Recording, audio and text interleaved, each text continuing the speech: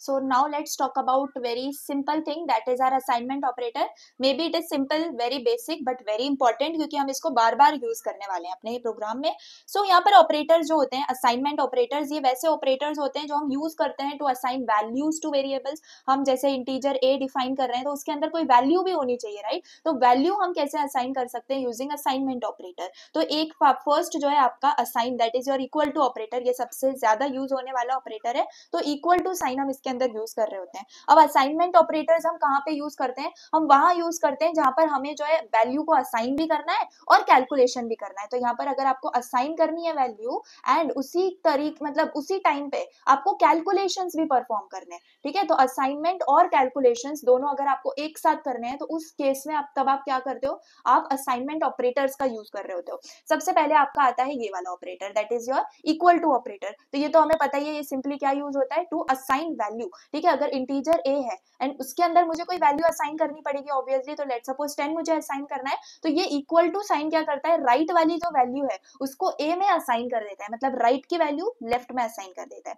तो ये तो चलो सिंपल था. अब इसके बाद है आपके पास ये प्लस इक्वल टू. तो प्लस इक्वल टू क्या काम करता है ना, सिंपल अगर हम बात करें यहाँ पे, so you have the same variable. जैसे अभी यहाँ पर हमने बात करी, आपके पास a है विच इज योर 10, ठीक है? तो a के अंदर 10 वैल्यू है. अब मुझे इसी a के अंदर क्या करना है? इसी a के अंदर 5 को ऐड भी करना है एंड उसी टाइम पे मुझे a को अपडेट भी करना है, मतलब कि a की वैल्यू में मुझे असाइन कर देना है उस वैल्यू को जो मैं ऐड करूंगी. तो इस केस में अगर a is equal to a plus 5 में करूंगी तो ऑब्वियस सी बात है यहाँ पर क्या होगा? यहाँ पर अगर मैं देखूं तो मेरे पास ये a की वैल्यू है 10 और यहाँ पर ये है 5. तो 10 प्लस 5 होके मेरे पास 15 आ जाएगा एंड ये 15 कहाँ पे मेरे पास आ जाएगा? असाइन होके a के अंदर स्टोर हो जाएगा. तो अगर अब जाके मैं सी आउट करवाती हूँ a को तो मेरे पास a की वैल्यू आ जाएगी 15, है ना? 15 वैल्यू आ जाएगी मेरे पास. लेकिन यही चीज अभी यहाँ पर क्या हो रहा है? यहाँ पर a is equal to a plus 5 मुझे लिखना पड़ रहा है. इसी को मैं शॉर्टकट तरीके से कैसे लिख सकती हूँ? इसी को मैं शॉर्टकट तरीके से लिख सकती हूँ सिंपली. यहाँ पे this thing can be written as a plus equal to 5, ठीक है? तो इस चीज को आपको याद रखना है. a plus is equal to 5 का सेम मतलब होता है क्या? a is equal to a plus 5, है ना? तो यहाँ पर हम क्या कर रहे हैं? ऐड कर रहे हैं वैल्यू को एंड उसी के बाद उसको स्टोर भी कर रहे हैं सेम वेरिएबल के अंदर, ठीक है? तो उस वैल्यू उसके अंदर पहले जो वैल्यू होगी वो जाके 5 में ऐड हो जाएगी एंड जो भी वैल्यू मिलेगी मुझे वो वापस से a में स्टोर हो जाएगी.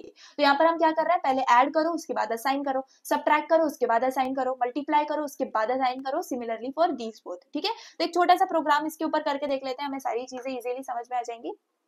तो यहाँ पर मैं डिफाइन कर देती हूँ integer a which is my 10 only. Okay, now यहाँ पर मैं सिंपली क्या कर रही हूँ? अब सी आउट करवा देते हैं. What? a plus equal to 5, है ना? तो अगर मैं a प्लस इक्वल टू 5 कर देती हूँ तो यहाँ पर हम ऐसे कर पाएंगे क्या? नहीं कर पाएंगे. यहाँ पर ये क्या हो रहा है? ऑपरेशन परफॉर्म हो रहा है ना? ये ऑपरेशन परफॉर्म हो रहा है. तो ऑपरेशन परफॉर्म कर रहे हैं तो यहाँ पर मैं इसको सिंपली ऐसे लिख देती हूँ एंड यहाँ पर मेरे पास आ जाएगा सेमीकोलन, ठीक है? अब यहाँ पर इस चीज को मैं सिंपली a करके अगर प्रिंट करवाऊं, है ना? तो मेरे a के अंदर ही वैल्यू जाके 5 स्टोर हुई है, राइट? तो यहाँ पर क्या हो जाएगा? मेरे पास 10 वैल्यू थी पहले, प्लस में 5 करूंगी तो मेरे पास आना चाहिए 15. तो यहाँ पर अगर मैं a की वैल्यू अब यहाँ पर प्रिंट करवा के देखूं तो मेरे पास क्या आ गया? 15 सिंपली आ गया. अब ऐसे ही अगर हम जाके बाद में मैं करना चाहूँ a minus equal to let suppose 5 only, तो अब यहाँ पर क्या हो जाएगी? मेरी वैल्यू में से अभी यहाँ पर वैल्यू क्या है? 15 है, राइट? तो अगर यहाँ पर अब मेरी a की वैल्यू 15 हो गई है, लेकिन लेट सपोज अभी थोड़ा सा सिंप्लिसिटी रखने के लिए इसको मैं कमेंट इन कर देती हूँ. यहाँ पर हम बात करते हैं हमारी वैल्यू 10 ही है और 10 में से मैं माइनस कर रही हूँ 5 को. तो यहाँ पर मेरे पास वैल्यू क्या आनी चाहिए? 5 वैल्यू आनी चाहिए. तो सिंपली यहाँ पर अगर मैं प्रिंट करवाऊँ तो मेरे पास वैल्यू आ गई 5, है ना? 5 वैल्यू आ गई. अब सिंपल, अब इस केस को भी यहाँ पर मैं कमेंट आउट कर देती हूँ ना. अब बात करते हैं हम a इंटू या फिर यहाँ पर a इंटू इक्वल टू 5 की. तो यहाँ पर इस केस में क्या होगा? इस केस में मेरे पास वैल्यू पहले थी 10, है ना? 10 में मल्टीप्लाई हो जाएगा मेरा 5, 10 में मल्टीप्लाई हो जाएगा 5, 50 हो जाएगा एंड फिर जाके वो a के अंदर असाइन हो जाएगा. तो मेरे पास वैल्यू क्या आ जाएगी? यहाँ पर 50 वैल्यू यहाँ पर मेरे पास प्रिंट होके आएगी. सिमिलर पैटर्न में यहाँ पर आप मल्टीप्लीकेशन डिवीजन करके देख सकते हो. तो डिवीजन अगर हम यहाँ पे करेंगे, डिवाइड तो मेरे पास वैल्यू क्या आनी चाहिए, कोशेंट की वैल्यू आनी चाहिए, दैट विल बी 2 सिंपली, है ना, 5 2 10 होता है हमारा, तो वैल्यू क्या आ जाएगी मेरे पास 2 वैल्यू आ जाएगी। एंड सिमिलर मॉड्यूलो के केस में होगा, तो मॉड्यूलो का केस जो है आप ड्राई रन करके देख लेना, ठीक है। तो यहाँ पर मॉड्यूलो होगा, तो मॉड्यूलो के केस में 10 मॉड्यूलो 5 क्या हो जाएगा, मेरे पास वैल्यू 0 प्रिंट होके आनी चाहिए, ठीक है। तो ये क्या है, वही चीज है जो अभी हमने देखी, सिंपली असाइनमेंट भी हम एक ही साथ कर रहे हैं, यहाँ पर हम प्रिंट किस चीज को करवा रहे हैं, ए को ही प्रिंट करवा रहे हैं। वैसे तो वैल्यू 10 है, हमें हर बार में 10 मिलना चाहिए था, लेकिन यहाँ पर क्या हो रहा है, कोई ऑपरेशन भी परफॉर्म हो रहा है उसी सेम वैल्यू पे, ठीक है। तो these are nothing but your assignment operation.